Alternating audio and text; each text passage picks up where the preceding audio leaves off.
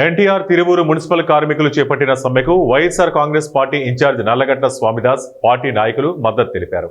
అనంతరం స్వామిదాస్ మాట్లాడుతూ కేంద్ర రాష్ట్ర ప్రభుత్వాలు మున్సిపల్ కార్మికుల న్యాయమైన డిమాండ్లు పరిష్కరించాలి, సమాన పనికి సమాన వేతనం చెల్లించాలి, సుప్రీంకోర్టు ఇచ్చిన తీర్పు గౌరవించాలి. ఇక ఎన్నికలకు ముందు డిప్యూటీ సీఎం పవన్ కళ్యాణ్ ప్రజల పక్షాన ప్రశ్నించే గొంతుకు అవుతారని చెగువేరా అని చెప్పి ప్రశ్నించడం మానేసి చంద్రబాబు తొత్తుగా మారిపోయాడు. ప్రశ్నిస్తే చంద్రబాబు ఎక్కడ తన పదవికి ఎసరు పెడతారు అని ప్రశ్నించడం మానేశాడు. ప్రభుత్వం స్పందించి మున్సిపల్ కార్మికుల సమస్యను పరిష్కరించే వరకు మద్దతుగా ఉంటామని స్వామిదాస్ వెల్లడించారు.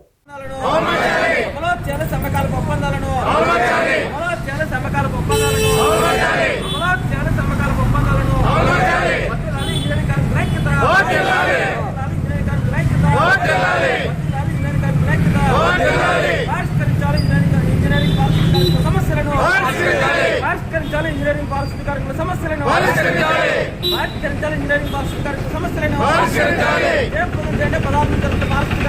కూడా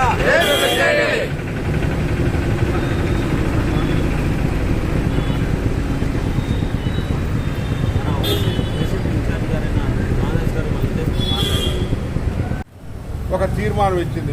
ఏదైతే ఈ యొక్క కార్మికులు ఉన్నారో ఈ కార్మికులకి వేతనాల మీద ఒక తీర్పు ఇచ్చింది. ఆ తీర్పును కూడా దొంగలో దొక్కేశారు. కేంద్ర రాష్ట్ర ప్రభుత్వాలు ఈరోజు కార్మిక చట్టాలను మొన్ననే ఆల్ ఇండియా లెవెల్లో అన్ని కార్మిక సంఘాలు కలిసి ఢిల్లీలో పెద్ద ఎత్తున వివేచన ఉద్యమాలు చేసిన సందర్భం మనం చూస్తా ఉన్నాం.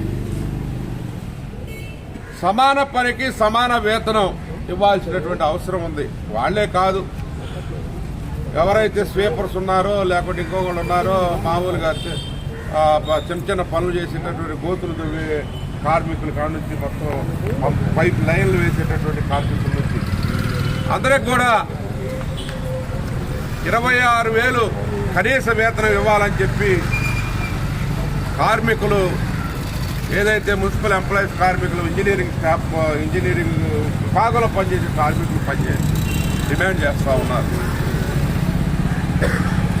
ఈ కార్మికుల యొక్క శ్రమను దోపిడీ చేస్తున్నటువంటి సందర్భం మనం చూస్తూ ఉన్నాం. కనీసం 21,000 ఆప్కాస్లో 20 జీవో నంబర్ 22 ద్వారా ఆ రోజు 2022లో ఇచ్చినటువంటి జీవో ఆప్కాస్ దాని ద్వారా 21,000 కనీసం అన్న ఇవ్వాలనేటువంటి బాధ్యత ఈ రాష్ట్ర ప్రభుత్వం మీద, కూటమి ప్రభుత్వం మీద ఉంది.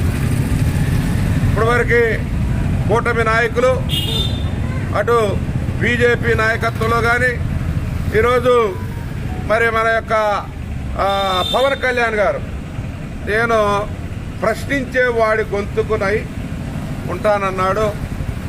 నాకు ఆదర్శం చెగువేరా అన్నాడు. ఈరోజేమో ఏ వెరైటీ బట్టలు వేసుకొని తిరుగుతూ ఉన్నాడు ఉప ముఖ్యమంత్రి అయిన తర్వాత.